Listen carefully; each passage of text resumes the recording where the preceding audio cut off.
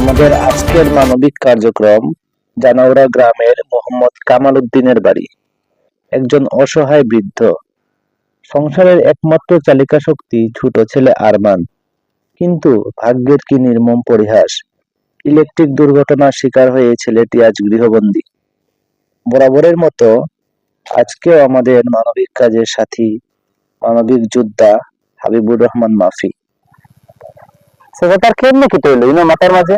কারেন্টের সাথে কোন জায়গায় কারেন্টের শক খাইছে? এটা ওই জামশি জামশি কাজ করাত আছে, কাজ করেনি কারেন্টের? না, হ্যাঁ, যুগালি হাবে গেছি যুগালি হয়তো শিখাত গেছে। না, যুগালি হওয়া শিখা শিখে কোনো দিয়া মানে উপরে ট্যাঙ্কি হচ্ছে আর ট্যাঙ্কির উপরে যে লাইন গেছে। আমার নাম আরমান। আপনার নাম কিটা? আমার কামাল উদ্দিন না? এরপরে কিটা অবস্থা হয়েছে তার? এর পরে নিয়ে হসপিটাল নিলাম, এরপরে হসপিটালে রাখলাম, সেবাটা ছিল সিলেট পাঠাইছে না? সিলেট ভাড়া নিয়ে মানছ 7.5 দুই বর্তমানে তার প্রতিদিন খরচ লাগে কত এখন? তখন বর্তমানে মনে হয় জি, প্রায় 1000 টাকা। 2 দিন পর পর 1000 টাকা, মানে প্রতিদিন 500 করে লাগে হিসাব করলে। প্রতিদিন 500। ইঞ্জেকশন দেওয়া কথা কইছিল, ইঞ্জেকশন দেওয়া হয়নি। ইলেকশন তো হয়ে গেছে, মাইসি সাইকেল হয়েছে, ট্যাবলেট চলে, ড্রেসিং চলে, আর কয়েকটা দিয়ে দিছিল। ইঞ্জেকশন কমপ্লিট আপনার না? যাক এখন তো আপনারা কইছিলেন জি জি জি জি জি। এটা তো ওনার গেট দিয়ে হারা দিতে না না, ইঞ্জেকশন তো গেট দেওয়া যেত না। যখনই সাহায্য করবেন তো আপনারা মনে সাহায্য হতে মাইসি হওয়ার সাহায্য জি, ঠিক আছে। এখন আপনার ইনকাম কিলা, সংসার চলে কিলা?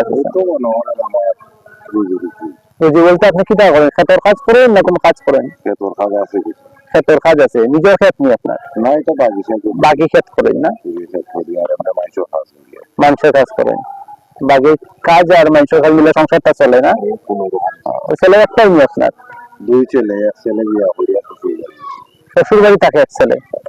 ও, আপনার দেখাশোনা করে না? নিয়ম না না যোগাযোগ নাই?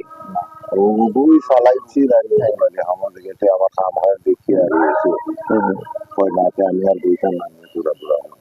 তো সুপ্রিয় দর্শক, তো আরমান ছেলেটা, আমরা কামাল উদ্দিন চাচার ছেলে আরমান, জানাউড়া গ্রামের, তার দেখি বাবা তুমি একটু মাথাটাও একটু সামনে আমি দেখাই।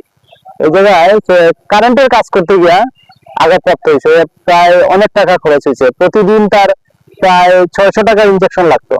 যাই হোক, চাচা অনেক কষ্ট করে সবার সাহায্য সহযোগিতায় ইঞ্জেকশন দেওয়া হয়েছে। এখন যেটা চলতেছে ঔষধ পত্রের ঔষধ পত্রের খরচটা চাচা করতেছে, কষ্ট করে সবাই সাহায্য করতেছে।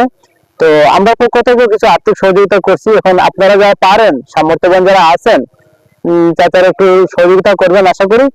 আমার আপনার সহযোগিতায় এই বাচ্চাটা আবার তার আগের কাজে ফিরে যেতে পারবো এবং সংসারের হালটা ধরতে পারবো। ধন্যবাদ সবাইকে।